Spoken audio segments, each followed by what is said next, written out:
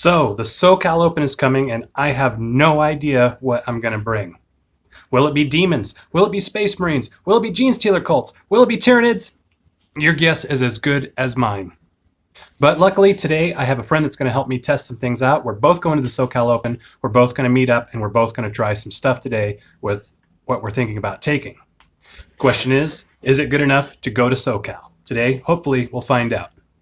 But first, today, I kind of wanted to give you a quick rundown of what it is I'm going to be taking today. I'm going to be playing the Chaos Daemons, and I'm going to be running it a little bit different to what I've seen kind of out there in the tournaments so far. I do like Demonettes, I like Bloodletters, and what I've noticed is I like the 3 Sergeants. I take the Allurus as a veteran specialist, and then I take a regular Bloodletter as the combat. Now, I could stack it on the Blood Reaper to have up to 4 attacks in combat, but the fact is that I think with such a squishy faction, it's better to keep these separate and to have 2 guys with 3 attacks rather than 1 guy with 4 and everybody else with 2. Just seemed a little bit better risk management in that department. So today I'm going to run some pinks, the pink horrors for that objective grind. I'm going to run some demonettes to open doors, move a little bit quicker, and add a little bit of a delivery system for the Bloodletters. They have that 7-inch move. They have a tactic for rolling 3d6, taking the 2 highest for charges. So if you imagine a flamer on the board, this will hopefully kind of let her zip in from a safer range, say 9.5 inches or so, and then the guys that were under threat, the Bloodletters, can safely make those charges. Of course, I do have the Plague Bearer as a leader, but I don't tend to take quite as many Plague Bearers as I've seen happening in the competitions so far. In fact, for me, I only run the 1 Plague Bearer at the moment, who's the Plague Bearer leader. So I think today we're going to be playing some Deathwatch. Let's go to the store, meet up, and we're going to play a little bit with Mike and see how it goes with the demons today. Maybe I can hopefully kind of pick what it is that I'm going to take to the SoCal Open. Finally, I do this before every tournament. So let's just get this over with. Let's see if we can pick a faction today, and we'll go from there. So see you at the shop.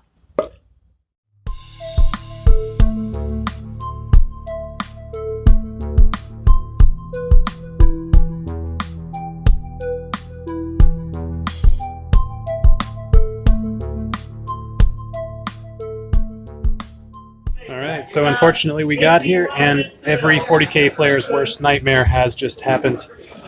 They're having a magic event, Magic the Gathering here, and every table upstairs is full, which means no games. Luckily, we can try and get something in before this starts, but it might only be a few minutes and a few rounds. So wish me luck. We'll see if we can get something going against the Deathwatch with the demons right now. Facing Deathwatch with the new Vanguard vets from Elites is pretty interesting because of that 12-inch movement and the fly ability, letting them zip around and just make crazy moves on the board. 1 to clear here. And then for his base, get him 11 to get to, say, right to the edge of there. Okay. Alright. And then the additional 4, 12. Get around with this here. Let's see. Luckily, I rolled out the movement phase and got some good movement with my own team. He's going to advance Mr. Blood Reaper, 6 inches plus 5, 7, 8, 9, 10, 11. I'm just going to come up and block this door. As is often the case, it just seems like any faction with a psychic phase is just brutal versus Marines. With so few models on the board, a nearly guaranteed injury roll every turn is just rough. Yeah. I wish it was this one. That's the frag. Right? Alright. That was all the position I could try and manage. Nothing. Alright, so yeah, it's going to have to be him onto him. 2d6 on a 5-up, it goes off. And it goes off. Cool. So he takes some mortal wounds. 1 wound model. Yep. Injury roll. Out of action with a 6. Highlight of the game for me. He dumped a frag cannon on a big horror. I rolled hot. Your shot, man. Okay, we now know the fun. I get to. I'm just gonna check here for this guy on the edge of the base. You know what? He does not. Yep, that's just out of it. So I can really only go for this one guy here. Okay. So 2d6 autos. Yeah, because that's how I gotta divide my fires. Okay, 2d6 autos on him, and going for Physically should be 6. So 4 4-ups. Holy crap, I made them all. Okay, then let me do. But as things often go, he quickly returned the favor, making good saves of his own. So these sessions we do, they're about testing for bigger events, and so we're often proxying, trying new stuff, even if it, is something that we don't have the actual model for yet. Because we need to know, do we need this? Is it good? We're testing these things out. Well, I forgot we were proxying a Storm Shield guy in the Deathwatch, so I get the charge, I stack a cheese combo for AP3, 3 damage, all this great stuff with a bloodletter, and he saves it all. Yeah, this one. Good. One brimstone. Cool. Shot. Shot. Everybody. Okay. Right. So, fight phase? Fight phase, combat, you go first. Yeah, man. It's going to be brutal. So, 1 attack, +1 for charging. 5 or 6. So, strength 5. Oh, okay, excuse me. And then he's. Oh no, they're only one base? Yep, 1 base, +1 if they can get a charge in. Cool. That's why I take the specialism separate on the 2 guys, so I can have 2 with the 3 attacks. So 2 attacks. I am going to do the 1 CP shenanigans for 2 damage. Cool. Yep. It's called Cleaving Blow, I believe. Yep. Cleaving Blow, 1 CP. So 2 attacks, hitting on 3s. Come on. 2 hits. 2 hits. Wounding on 3s. Yep. 6s are now 3 damage. 6 to 3 damage. Okay. Wounding on 3s. Come on. You're gonna get him. Nope, I got the 2. So 2 at 2 damage each, AP3. So you got 2 6-up saves. 2 6-ups. Wait, Storm Shield. My Storm Shield. He's not representing that. I'm sorry. Nope, no worries. I wanted to make sure points. That's why this guy's naked. Okay. Okay, so 3s. 2 3s. Oh my god. Okay, that's great. I never make those. Not good. I never make those. Okay, so 1 under here. We have 2 Yep. attacks, hitting on 3. So we got shut down turn 2. They got to get their little event going for the Magic the Gathering. So I had 11 points, and that's pretty much exactly where I wanted to be at the end of turn 2 to hit that 17 to 18 point. That's going to guarantee a top table, top 8 kind of a placing.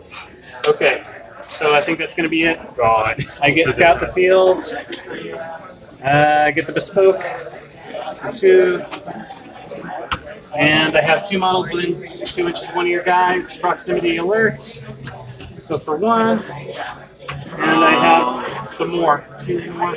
2 more, yep. Attrition, So that would be even if I kill 6. these guys, attrition counts, right?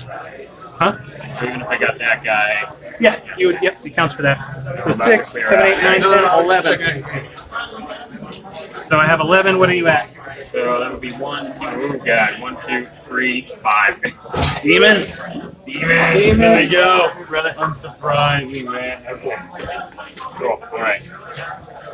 So that's it. I hope you liked today's video. I'm hoping to do a lot more videos like this. My goal is to take you to the SoCal Open, to the Bay Area Open, to LVO, all over next year. There is about a tournament every month that I try to attend, and my goal is basically to attend all of those and to kind of vlog it and kind of show you guys the tactics, show you guys the lists, show you guys the events, rather than just kind of talk about them. So if you like this kind of content, leave me a like, leave me a subscription, and consider joining the 10% of subscribers. That's all it would take on Patreon to get me to where I do this full time. You may have noticed it's been quite a few weeks since the last video. That's just what I'm able to do at the moment.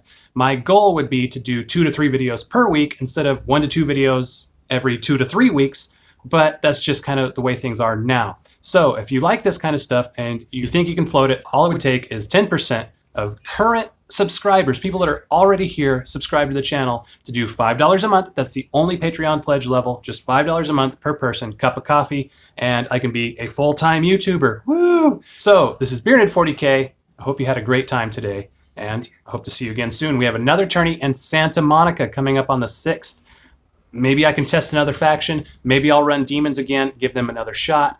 I don't know what I'm doing. Leave me a comment. Let me know, what do you think I should run? Should it be cults? Should it be space marines? What should it be? Tyranids. I have so many different factions that are potential right now that it'd be interesting to know your thoughts. Should I just take something that is brutal and crushes, kind of like the demons? Should I take something that people wouldn't expect? Something that maybe isn't as well known right now? Something that isn't viewed as being as competitive right now? I have a few teams like that. So let me know in the comments. I'll talk to you guys soon. This is Beeranid 40K. I'll be back again before long. Before we go today, I just wanted to take a moment to thank the Patreon supporters behind this channel. Andrew Erlinson, you, sir, now have a +1 to hit every game from now on. Black Olive Games, you reroll charges. Byron's Dice, you, what? Cult Ambush, didn't see that coming. Craig, Strength 8, get in there. Get to chopping. Curtis Roberts, you have a feel no pain, not on a 5-up, on a 1-up. David Melanowski, you automatically have the initiative. Thank you, sir. Eric Jackson, you start the game with D3 CP because that's not broken. Eric DeGuerra, restored to full health, every injury roll of a 6. Reanimation protocols, what? Paul J. Mardeshich, I hope I'm saying that right. You auto hit on a 6. Sebastian Kling, casting Cybolt. Stephen Puchel, you, sir, auto pass morale in life, not just the game. And Sturgius Kostakopoulos, you have +2 to charge rolls all the time. You are all veteran specialists to me. Thank you so much from the bottom of my heart for your support.